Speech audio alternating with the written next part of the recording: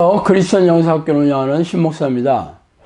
오늘은 우리 영성학교 훈련을 받은 졸업생이 졸업 후기를 올린 내용을 말씀드리겠는데, 이는 미혹의 영을 아주 자세히 간증하였기 때문에 이 부분이 중요할 것 같아 가지고 제가 그분의 후기를 한번 읽어 드리겠습니다.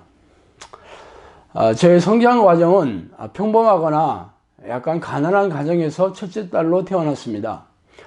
아버지가 집안 처음으로 교회를 나갔고, 어머니도 외할머니와 함께 어렸을 때 한 청년이 전도하여 교회에 나가게 되었다고 들었습니다. 엄마가 다른 조건의 남자들을 거절하고 아빠와 결혼한 것은 다른 이유가 아니라 예수를 믿는 것 때문이었습니다. 당시 특별히 신앙이 좋았던 것은 아니었지만, 아빠와 엄마가 이룬 가정은 각각 여러 가지로 귀신이 지배하는 이른바 명문가 가정이었죠. 저희 가정이 어려움을 겪었던 이유 중 하나는 경제적인 어려움과 할머니의 시집살이 등이었는데, 그래서 자연히 이러한 어두운 집안 환경에서 자랐고, 부모님 서로 사랑 없이 어떤 가정 의무에만 최선을 다하는 가운데서 저도 양가의 첫째 딸로서 어렸을 때부터 말을 잘 듣고 순해서 또 똘똘하고, 그래서 온 집안의 기대를 받으며 자라게 되었습니다. 제게 귀신이 많이 들어온 이유는 다음과 같습니다. 먼저는 부모님이 싸울 때나 혹은 작은 실수도 용납하지 않고 짜증내고 화내는 엄마의 성향 때문에 혼낼 것, 그러니까 혼날 것에 대한 두려움이나 혼내지 않으려고 노력하는 것 때문이었고, 또 공부에 대한 욕심도 한몫을 차지했습니다. 미혹의 영이 가슴과 배 중앙 혹은 아랫배에 3개의 집을 짓고 각각 상호작용하여 치밀한 전략으로 죄를 짓게 하였던 것 같습니다. 예를 들면 어떤 죄된 생각을 하게 하고 그것에 대한 정죄감과 그것에서 벗어나기 위해 스스로 노력하고 자기를 의지하게 하는 것입니다. 그 유형과 상호작용이 오랫동안 저희 삶의 모든 것을 지배하였기 때문이죠. 또 미혹의 영은 제게 음악적이거나 문학적인, 문학적이라는 것은 이성적이고 감성적인 글을 잘 쓰고 말을 잘할 수 있는 그러한 영감과 능력을 주었던 것 같습니다. 그러나 능력을 주는 척 하였지만 본질과 그렇게 되는 과정 등도 죄가 목적이라고 할 수 있죠. 또 인지 능력이나 판단력, 사고력, 기억력, 특히 공부할 때 쫙 빨려 들어가는 느낌, 혹은 홀리는 느낌과 같은 집중력 등을 주었고, 그 방법과 내용물 역시 죄를 짓게 하는 것이었습니다.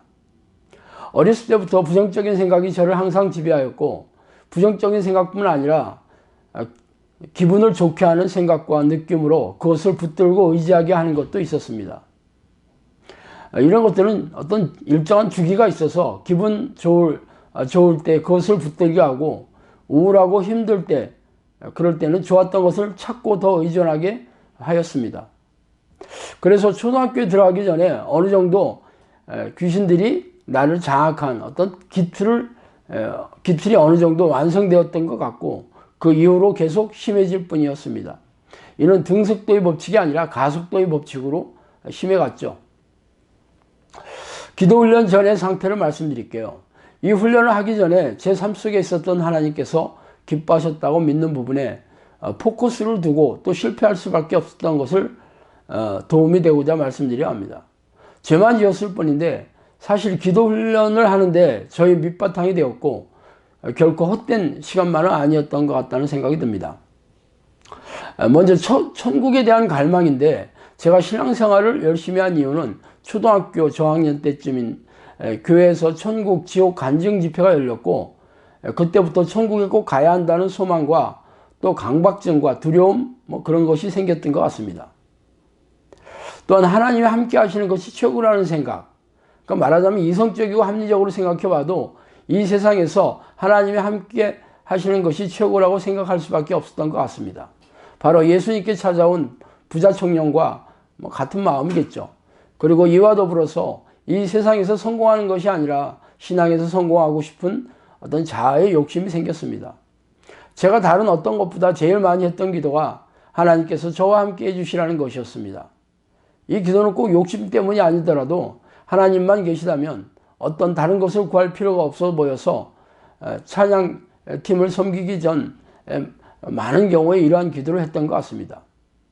제가 너무나 영역한 것을 알았고 또 고등학교 때까지는 열정적이었던 선배들이 대학에 가면서 하나같이 쓰러지는 것을 보면서 절대 저렇게 되지 말아야 한다는 생각을 가졌습니다. 사실 제 인생의 가장 큰 소원은 결혼이었습니다. 현재 있는 가정에서 만족하지 못했기 때문에 아주 어렸을 때부터 늘 행복한 가정을 꿈꿔왔던 것 같습니다. 하지만 취직하고 결혼하기 전에 하나님과 깊은 만남을 가지며 세상의 풍파에 휩쓸리지 않고 강하게 되는 것을 소원하게 되었고 다른 누구보다 첫사랑, 가장 큰 사랑을 드리고 싶은 마음이 생겼습니다. 그래서 연애를 한 번도 하지 않고 철벽녀였던 것도 함부로 누구를 만나고 싶지 않아서 그랬기도 하였지만 이러한 갈망이 컸기 때문이었습니다. 하지만 이 기도 훈련을 하고 나서는 결혼을 하고 애가 있어도 그 누구보다 하나님을 사랑해야 한다는 것을 알게 되었습니다. 저는 늘 초대교회 성도들을 생각하면서 나는 예수님을 부인하지 않을까 스스로에게 물으며 또 그러한 두려움에 많이 시달렸습니다. 그래서 그것 때문에 자기 의지와 두려움의 덫을 밟기도 했죠. 절대로 하나님을 떠날 수 없다는 생각과 단집을 하며 저를 버리지 말아달라는 기도를 많이 했었습니다. 그리고 아무리 해도 하나님 없이 살 수 없겠더라고요. 종교적인 신앙 행위 때문이 아니라 삶의 다른 요소들 속에 하나님이 깊게 들어와 계셔서 하나님을 떠나서 살 수 없다는 것을 많이 고백하게 되었습니다. 공교롭게도 초등학교 때부터 학창시절에 친하게 지냈던 친구들 중에 기독교 교인이었던 친구는 단 한 명이었습니다. 대학교에 들어오면서 까탈스럽고 특이했던 제 성격 탓도 있었지만 종교 때문에 친했던 친구들과도 자연스럽게 멀어지게 되었습니다. 자, 그럼 신앙생활을 열심히 하게 된 계기는 교회 선생님의 영향으로 중학교 때 외국에서 들여온 복음주의적인 선교단체를 접하게 되었고 대학교 신입생 때 모르고 신천지와 성경 공부를 하기 직전까지 갔었는데 우여곡절 끝에 정체를 알게 되어서 혼자서는 위험하다고 생각하여 바로 학교 선교단체 동아리에 등록을 했습니다.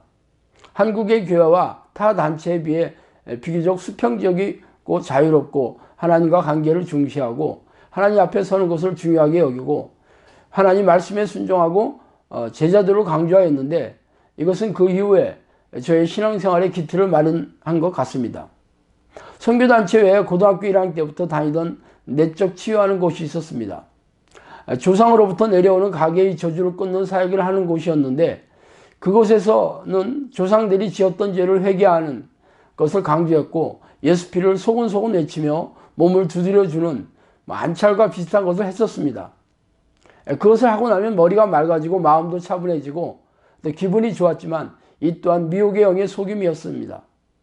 그 사역을 하셨던 사모님은 당연히 예언도 하셨고 저희 공부 욕심과 더불어 저는 이 사역을 열심히 다니면 공부를 다 해서 원하는 대학에 갈 수 있다는 기대감에 죽기 살기를 다녔죠.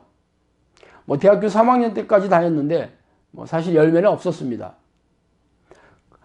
그 사모님은 저희 집안이 양반 집안이었기 때문에 아랫사람들을 하대하고 교만했던 것을 특히 많이 회개하라고 하셨고 저는 그래서 늘 교만이라는 강박에 시달렸던 것 같습니다. 많이 회개했는데 또 회개하라고 하고 끝도 없이 이러한 것을 하라고 했지만 살기 위해서 했던 것 같습니다. 더욱이 이때까지 힘들게 살아온 이유가 죄 때문인 것을 깨닫게 되면서 죄를 회개하는 것이 가장 중요한 것으로 여겨졌고 그 이후로 저는 하나님께 나아온 가장 큰 이유가 정죄감이 되었습니다. 늘 어떤 죄를 지었는지 돌이켜보고 회개하려고 노력했던 것이 저의 신앙생활의 가장 큰 원동력이 되었고 기도훈련을 신청한 배경도 바로 이러한 영향력이 있었습니다. 21살 때 첫 단기 선교 후에 하나님께서 말씀하신다고 믿어서 선교사 서원을 했습니다. 10년 동안 훈련받고 선교지에 나간다는 목표로 했고 선교사님들이 정말 어렵게 생활하신다는 것을 들어서 어떻게 하면 가난하게 잘 살 수 있는지 늘 효율적인 것을 생각했고 절제와 자족의 성품을 갖고자 노력했습니다. 그러나 자유 안에서 하는 것이 아니라 불만이 있는 상황에서 이러한 것을 거부하고 스스로 올가매는 결과를 초래하게 되었습니다. 하나님을 인정하고 그분을 사모하며 하나님과 말씀을 경외하는 것, 여기에 대해서 말씀드리면 저는 항상 설교 시간이 너무 좋았고 말씀들이 꿀같이 달았습니다. 그리고 말씀 읽는 것도 너무 재미있고 좋았습니다. 그러나 여기에 미혹의 영의 영향력이 있었다는 걸 나중에 알았죠. 그리고 저는 정말로 마음이 힘들었기 때문에 내가 살 길은 복음뿐이라는 생각으로 복음주의적인 선교단체나에서의 예배, 신앙서적 혹은 설교 등등 많은 것을 찾아다녔습니다. 하나님을 생각하는 게 취미였다고 볼 수 있죠. 사실 저는 ADHD적인 성향이 있었습니다. 한번 꽂히면 헤어나올 수 없는 것이었습니다. 여러 가지 꽂힌 것이 있었지만 감사하게도 하나님께 가장 심하게 꽂혔고 쉬지 않고 기도하라는 말씀과 더불어 하나님을 일어나면서부터 잘 때까지 언제 어디서나 생각했던 것 같습니다. 늘 새롭고 무한하고 좋았습니다. 그러나 이 역시 하나님을 사랑할 수 있는 능력이 없고 하나님과 말씀을 분석하고 지적인 즐거움을 얻는 대로 빠지고 말았습니다. 하나님을 사모하고 말씀을 사랑하는 것은 순종하는 것을 당연히 듣게 되었고 그래서 늘 열심히 듣는 것뿐 아니라 받아 적고 일상생활 중에서도 떠올리고 실천하려고 애썼습니다. 그래서 때를 얻든지 못 얻든지 복음 전하기를 힘쓰라는 말에 따라 포스트잇에 제가 경험하고 묵상한 하나님은 어떤 분이신지 적어서 한 사람씩 나눠주며 전도하기도 하였고 죄짓지 않으려고 노력하기도 하였습니다. 모든 것을 심판대에서 계수하신다는 두려움, 그 두려움, 하나님 앞에서 무릎 꿇고 내 혀가 스스로 움직여 모든 것을 직구하는 그런 상상을 하면서 그런 두려움이 있었기 때문입니다. 한편 하나님은 거짓을 싫어하시기 때문에 늘 나의 말과 행동에서 동기와 태도를 살피며 정직한 마음, 하나님과 사람 앞에 속이지 않는 마음, 외식하지 않는 마음, 혹은 외식과 싸우려 하는 마음, 이런 것들을 가지려고 애썼습니다. 또 한번 말씀을 들었으면 모르는 이전 상태와 같지 않기 때문에 목숨을 걸고 말씀을 지키려는 마음으로 나름대로 분별한 후에 하나님께서 말씀하셨다고 여겨지는 어떤 것이라도 순종하려고 했습니다. 그러나 성령인 채 하는 악한 영에게 많이 속았습니다. 하나님과 그 뜻에 대한 지식은 많았지만 깨달을 수가 없었고 삶에 적용할 수가 없었기 때문입니다.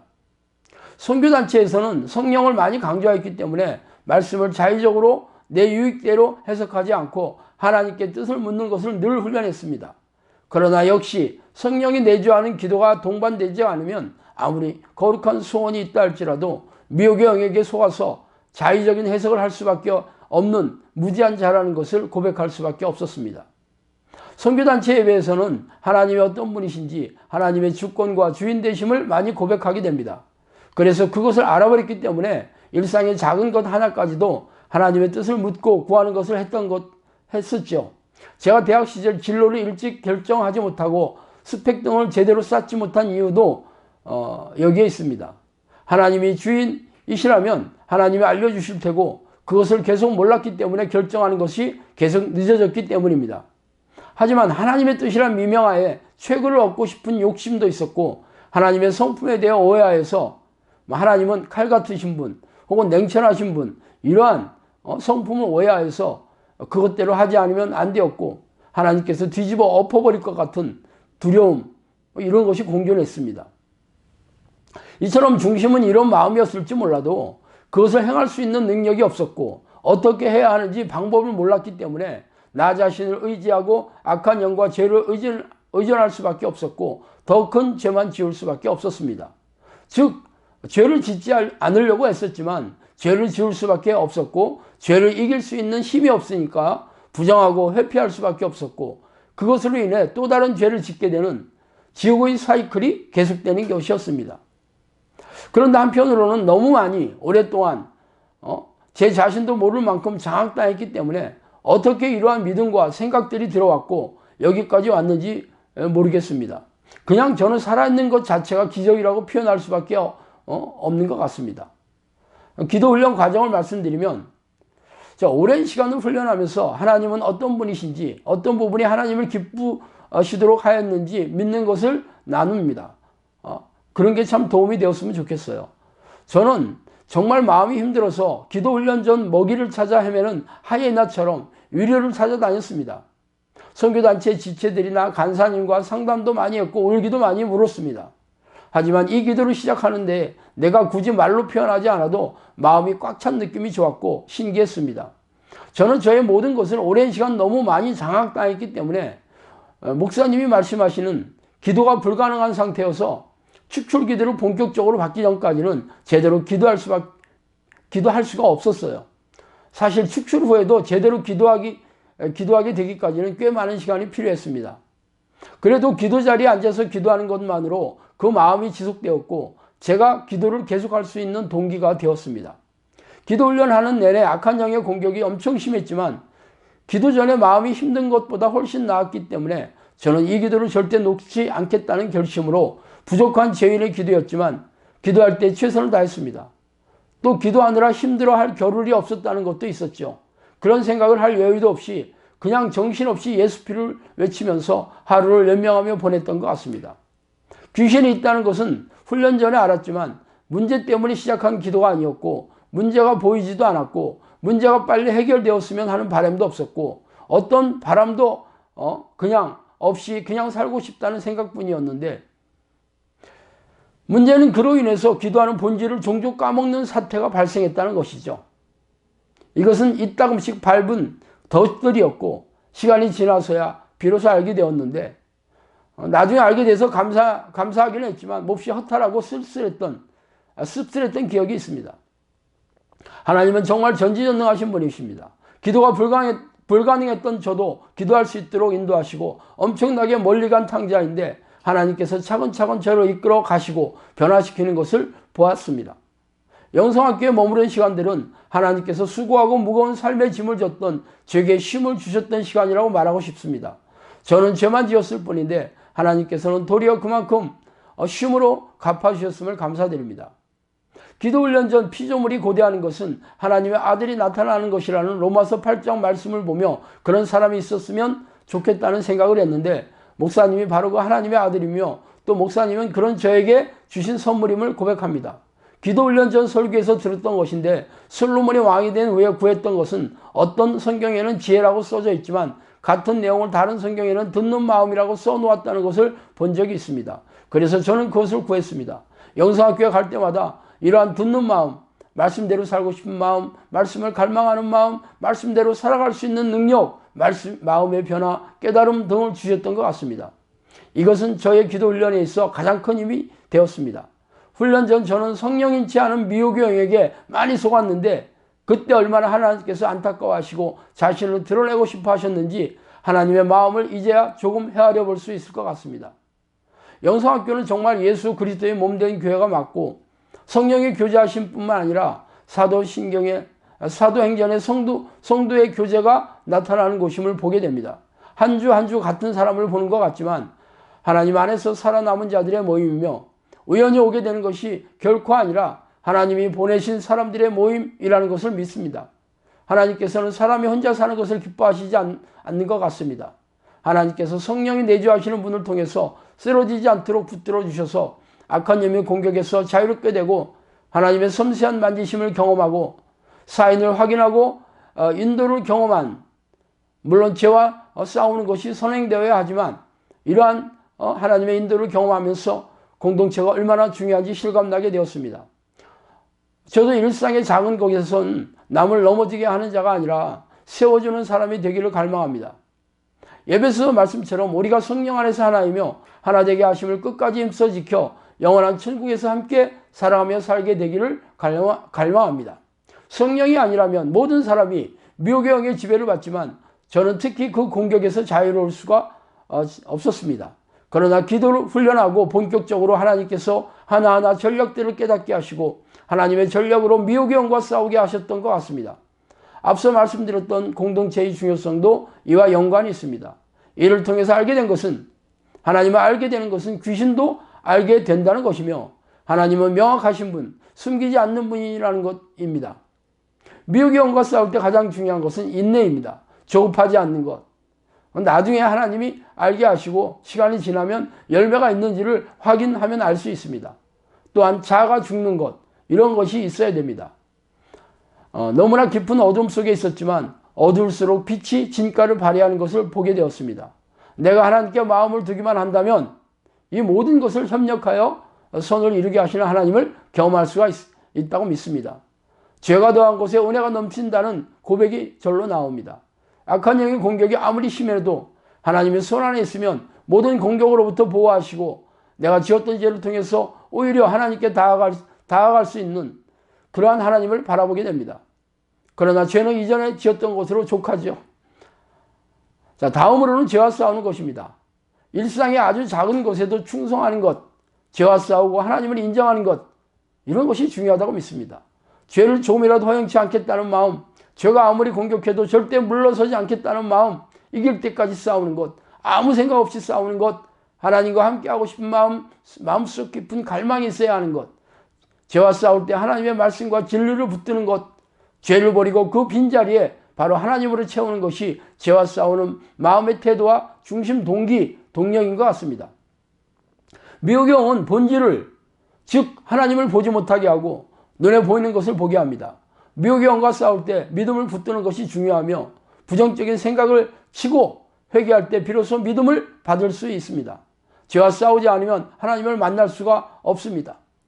하나님은 전쟁에 능하신 분이고 수가 많으시며 신묘막측하신 분이기 때문에 머리털같이 많은 죄와 싸울 수 있게 도와주시고 인지가 안 되어 싸우지 못할 때 다른 방법으로 또 믿음을 보이게 하시고 믿음을 주셔서 죄에서 형통할 수 있도록 도우심을 이제서야 보게 되었습니다. 절대로 죄음으로 절대 싸울 수 없는 싸움이었습니다. 이 모든 것이 중요하지만 특히 놓지 말아야 할 것은 돌직구. 여기서 돌직구라는 것은 목사님이나 코치님이 질책하는 것이죠. 그런 돌직구나 혹은 다른 사람 등에서 오는 거슬림을 예수 피로 치는 것입니다. 거슬림을 치는 자에게 복이 있나니라고 표현하고 싶습니다. 예수 피로 치는 것 이상으로 더 큰 은혜를 맛보게 된다고 살짝 귀뜸해 드릴게요. 흡사 계란으로 바위를 치는 것 같이 보이고 바위에 물이 한 방울 한 방울 떨어지는 것 같이 그런 시간들이었지만 그 주체가 하나님이시라면 결국 바위는 깨질 수밖에 없다는 것을 말씀드립니다.